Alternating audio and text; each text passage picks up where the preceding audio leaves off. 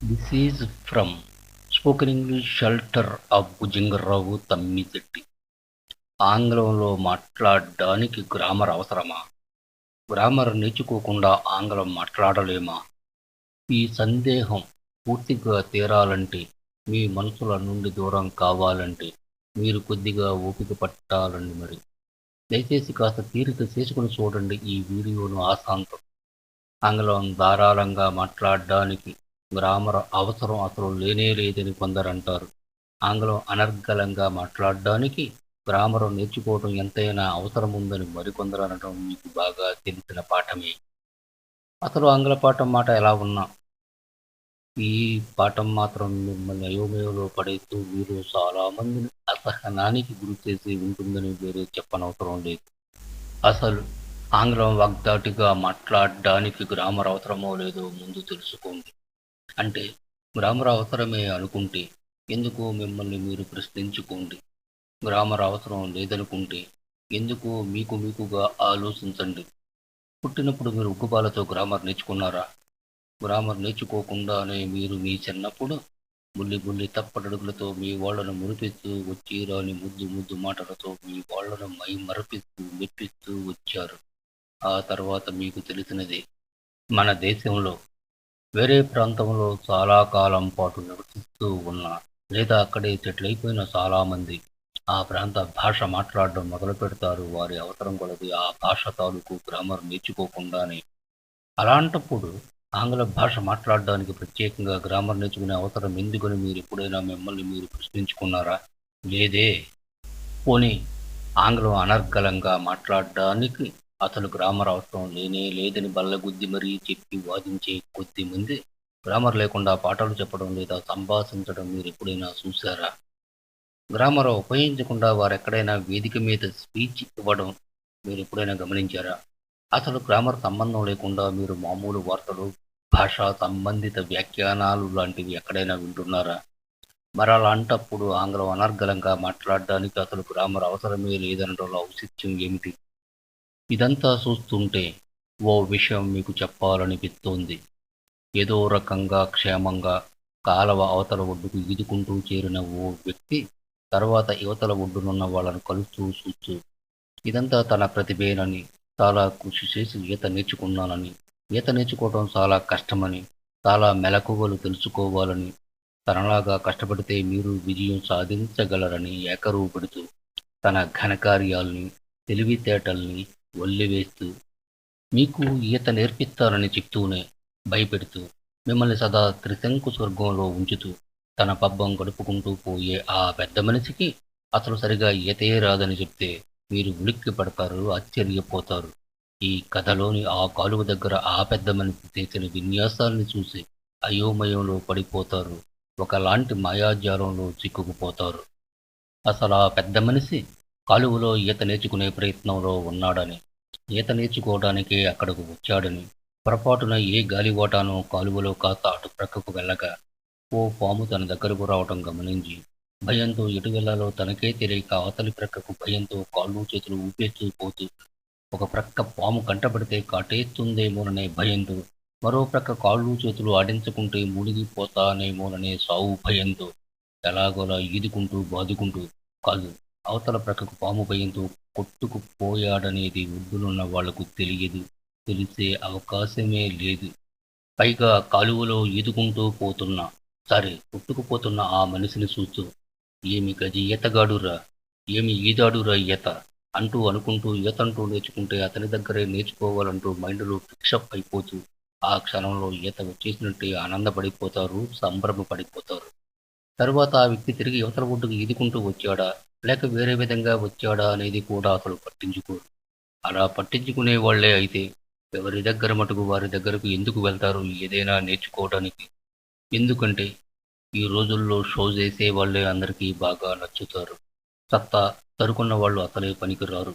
అబ్బిపట్టే వాళ్ళకే గాని మనసు పెట్టి నేర్పే వాళ్లకు రోజులు కావివి. అయోమయంలో పడేసే వాళ్ళను అక్కున చేర్చుకుంటారు. ఒడ్డుకు చేర్చే వాళ్లను పట్టించుకోరు. సరే, అసలు విషయం మీకు తెలిసేటప్పటికి కాలం కరిగిపోతుంది పొగమంచులా. మళ్ళీ మరోడి కోసం వేట. షరా మామూలే. కొన్నాళ్లకు విసుగు పుట్టి కొన్నాళ్ల పాటు నిలిచిపోవటం మానేస్తారు. మళ్ళీ మీ వేట ప్రారంభమవుతుంది. ఎక్కడో, ఎప్పుడో, ఎవరో అతి తేలిగ్గా, అతి తెలివితేటలతో అరచేతిలో వైకుంఠం చూపించగల మహానుభావులు మీకు తారసపడతారు. మా పద్ధతి పాటించండి. మా దగ్గరెన్నో పాసిపోయిన అస్త్రాలున్నాయి. పాశుపతాస్త్రాలున్నాయి. మిమ్మల్ని ఆంగ్లంలో ఓహో అనిపిస్తాం. వావ్ అనేలా చేస్తాం. అదంటారు, ఇదంటారు, ఇంకేదేదో కూడా అంటారు. అబ్బో! ఆహా! ఓహో! అనుకుంటూ ఆనందంతో ఎగిరి గంతేస్తూ వాళ్ళు చెప్పిన దానికల్లా తలూపుతూ, తలాడిస్తూ గుడ్డిగా, మెల్లగా అడుగులు వేయటం ప్రారంభిస్తారు. ఎన్నో కష్టాలు ఎదుర్కొంటారు. మరెన్నో ఇబ్బందులకు గురవుతారు. కొద్ది కాలానికి మీకు విసుగు పుట్టే సమయంలో వేరెవరో మాటల మాంత్రికులు మీకు అభయహస్తం ఇస్తారు. తమ మాటకారితనంతో మిమ్మల్ని బుట్టలో పెడతారు, మాయలో పడేస్తారు. మిమ్మల్ని నోరెత్తనివ్వరు. మీరు ఆలోచించుకోవటానికి అవకాశం కలుగజేయకుండా, తగిన వ్యవధి మీకసలు ఇవ్వకుండా ఊదరగొట్టేస్తారు, బెదరగొట్టేస్తారు, ఒప్పించేస్తారు. మళ్ళీ మొదలుపెడతారు మీరు వైకుంఠపాళీలో పాము కాటేసిన వారిలా.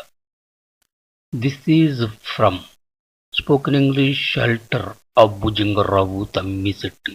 సరే, లేడికి లేచిందే పరుగన్నట్టు అనాలోచితంగా ఓ మంచి రోజు చూసి అడుగులేస్తారు అత్యుత్సాహంతో మీరు వారి దారిలో ఇంగ్లీష్లో ఎరగదీయటానికి.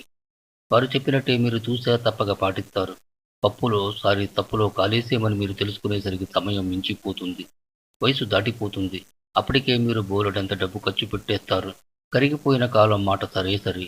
ఆ తర్వాత మీకు ఒకలాంటి విరక్తి భావం కలుగుతుంది. అసలు మీరు మీ పనిలో ముందుకురగటానికి తగినంత సమర్థత మీలోనే ఉందని మీకు తెలుసా? ఎవరైనా చెప్పేది చాలా తక్కువని, మీకుగా సాధన చేస్తూ తెలుసుకోవలసినది చాలా ఎక్కువని మీరెప్పుడూ అనుకోలేదా? అనుకున్నా పట్టించుకోలేదా? ఏ 4 గోడల కాంపౌండ్ మధ్యలోనో మీరు ఉన్నారనుకోండి. అనుకోకుండా హఠాత్తుగా ఏపులో మీ దగ్గరకొచ్చింది. ఏమి చేస్తారు? మామూలు పరిస్థితుల్లో గోడ దూకలేని, లేదా గోడ దూకడంలో ఏమాత్రం అనుభవం లేని మీరు ఏదోలా ఆ గోడను అమాంతం దూకేస్తారు. అవునా? అలాగే ఏ కాకో, ఏ బంగారు గొలుసునో నోటితో కరచుకొని మీ కళ్ళెదుటే ఎగురుకుంటూ వెళ్ళి గోడ అవతల జారవిడితే మీరు ఏమి చేస్తారు? ఆ గొలుసును వేరెవరో తన్నుకుపోకుండా, లేదా మళ్ళీ ఆ కాకే నోట కరుచుకుపోకుండా కష్టమైనా, అలవాటు లేకపోయినా ఆ గోడను దూకేస్తారు. మొదటి పరిస్థితిలో మీరు భయం వల్ల చెయ్యలేని పనిని సునాయాసంగా చేసేశారు. రెండవ పరిస్థితిలో అవసరం మిమ్మల్ని తేలిగ్గా ఆ పని చేయించింది. అంటే మీలో ఏదో శక్తి ఉన్నా దాన్ని ఉపయోగించి సద్వినియోగపరచుటలో ఇంతవరకు తటపటాయిస్తూ వస్తున్నారు. అవసరం వచ్చే వరకు మేల్కొనక మీలోని శక్తి యుక్తిని నిర్వీర్యం చేస్తున్నారు. మీలో నిబిడీకృతమై ఉన్న సమర్థతను కప్పిపుచ్చారు. జోకొడుతూ వచ్చారు. అసలు మీరు ఆంగ్లం నేర్చుకోవాలనుకుంటున్నది మీ అవసరం కొలది. అవునా? అటువంటప్పుడు మిమ్మల్ని మీరు ఏనాడైనా ప్రశ్నించుకున్నారా? అసలు మీ పరిస్థితుల్ని ఎప్పుడైనా విశ్లేషించుకున్నారా? కనీసం మీ అవసరాల్ని ఎన్నడైనా నిజాయితీగా గుర్తించారా? అలాంటి పరిస్థితుల్లో మీరెలా ఆత్మవిశ్వాసంతో ముందుకడుగు వేయగలరు? ఆంగ్లం నేర్చుకోవడమనేది అండపిండ బ్రహ్మాండమైన విద్యేమీ కాదు. కోరిక, ఓపిక, తీరిక ఉంటే చాలు. కాస్తంత ఓపిక, మరికాస్త తీరిక, నిబద్ధతతో కూడిన కోరిక ఉంటే చాలు. మీరు తలుచుకుంటే మీరనుకున్న పనిని సునాయాసంగా సాధించగలరు. కాకపోతే కాస్తంత శ్రద్ధ పెట్టి నేర్చుకోవడానికి తటపటాయిస్తుంటారు. సవాలక్ష అనుమానాలు మిమ్మల్ని వెంటాడి వేధిస్తున్నట్టు భ్రమపడిపోతూ. అవునా? సో, ఇక నుండి దీనిపై కాస్త శ్రద్ధ పెట్టండి. దానికి ఖర్చేమీ కాదు. అయినా అది మీ పాకెట్ మనీ ఖర్చులో ఎన్నో వంతు. ఆఫ్టర్ ఆల్, అవునా? చివరిగా చెప్పేది ఏమిటంటే, అర్జెంటుగా మీరు గ్రామర్ నేర్చుకోనవసరం లేదు. దాని జోలికి వెళ్ళనవసరమూ లేదు. కానీ గ్రామర్‌పై మీరు పట్టు సాధించవచ్చు, సాధించగలరు కూడా. ఆశ్చర్యపోతున్నారు కదూ! యస్. మీరు వాడే వాక్యాలు మీకు తెలియకుండానే గ్రామర్‌తో కూడి చాలా సూటిగా, స్పష్టంగా, తప్పులు లేకుండా ఉంటాయి. ఎలా? ఏమి చెయ్యాలి? ఏ విధంగా ముందుకెళ్ళాలి? అనే విషయాల గురించి ఎంతో సమయం వెచ్చించి తయారు చేయబడిన పరిశోధనాత్మక మెటీరియల్‌తో త్వరలో మీ ముందుకు వస్తోంది సగర్వంగా చక్కని సవివరణాత్మక వీడియో. అదే నేర్చుకోకుండానే గ్రామరుపై పట్టు సాధించాలంటే. గ్రామరు నేర్చుకోకుండానే గ్రామరుపై పట్టు సాధించాలంటే. Thank you all for watching my video. Wish you all the best. By for now.